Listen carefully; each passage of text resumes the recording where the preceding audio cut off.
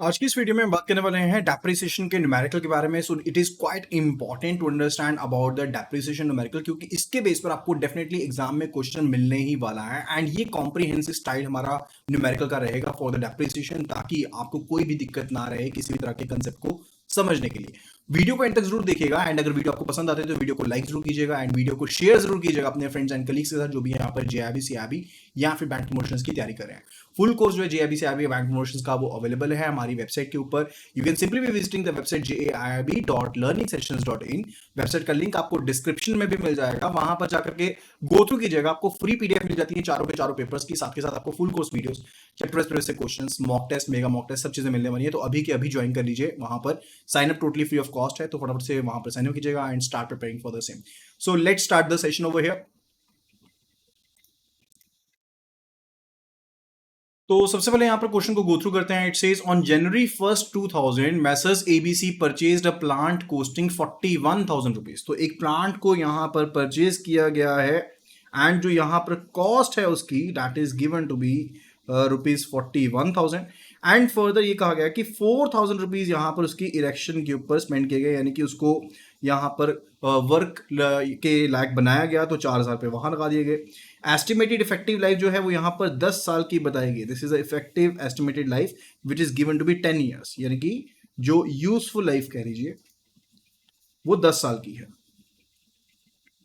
Scrap value is given to be of 5,000, यानी कि जो रेजिडुअल वैल्यू हम कहते हैं या फिर जिसको हम सैल्वेज वैल्यू कहते हैं, this is given to be ₹5,000। Advise the depreciated value of the plant at the end of the third year, यानी कि तीसरे साल के बाद इस डेप्रिशिएटेड प्लांट की वैल्यू क्या होगी उसके बारे में बताना है। ठीक है, तो डेप्रिसिएशन जो होती है वो कौन सी वैल्यू के ऊपर की जाती है, यानी कि जिसके ऊपर आपने परचेज किया वो तो ठीक है शामिल रहती है, साथ ही साथ उसके ऊपर जो अलग से पैसा लगाया गया उसको साथ में शामिल करते हैं।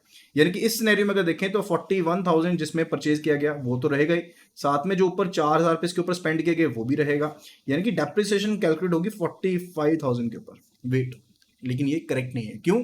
क्योंकि अभी अभी आपको एक स्क्रैप वैल्यू भी गिवन है, आपको उसको भी कंसीडर करना पड़ेगा। So we will be subtracting the scrap value first of all, क्योंकि स्क्रैप वैल्यू वो वैल्यू थी जो बिल्कुल एंड में आपको मिल जाएगी। तो आपको जो डेप्रिसिएशन वैल्यू कैलकुलेट करनी है जिसके ऊपर, वो करनी है स्क्रैप वैल्यू को सब्ट्रैक्ट करने के बाद, यानी कि 40,000 के ऊपर। अब यहां पर उन्होंने जो मेथड बोला हमारे पास, वो मेथड कौन सा बोला है? एसएलएम, यानी कि straight line method of depreciation. In case of SLM हर एक साल सेम अमाउंट ऑफ डेप्रिसिएशन जो होता है वो चार्ज होता है, इस चीज का ध्यान रखेंगे। यानी कि डेप्रिसिएशन अमाउंट हर बार हर साल सेम ही चार्ज होगा, राइट? कहने का मतलब है जो परसेंटेज चार्ज होती है डेप्रिसिएशन की इज सेम, वो सेम रहती है। अब आप कहेंगे क्वेश्चन में तो परसेंटेज इन्होंने बोली नहीं है, लेकिन क्वेश्चन में एक चीज इन्होंने कह दी कि यूजफुल लाइफ कितनी है? 10 साल की है। अब हम ये मान के चलते हैं कि टोटल एसेट की वैल्यू 100% है एंड वो 10 ईयर्स में खत्म हो जाएगी, यानी कि डेप्रिसिएशन की जो रेट होगी वो कितनी रहेगी? That will B 100% divided by 10, यानी कि 10% की डेप्रिसिएशन हर साल पड़ने वाली, राइट? तो हर साल जो डेप्रिसिएशन पड़ेगी वो कितनी चार्ज होगी? डेप्रिसिएशन पर ईयर वो चार्ज होगी 40,000 इंटू 10%, यानी कि 4,000 रुपीज। ओके, अभी 4,000 की डेफिनेशन आपकी जो डेप्रिसिएशन है ये हर साल चार्ज होनी है।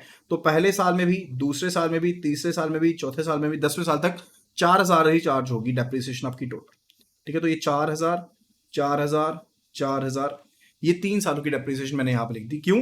क्योंकि इन्होंने पूछा है कि 3 साल के बाद डेप्रिशिएटेड प्लांट की वैल्यू क्या होगी।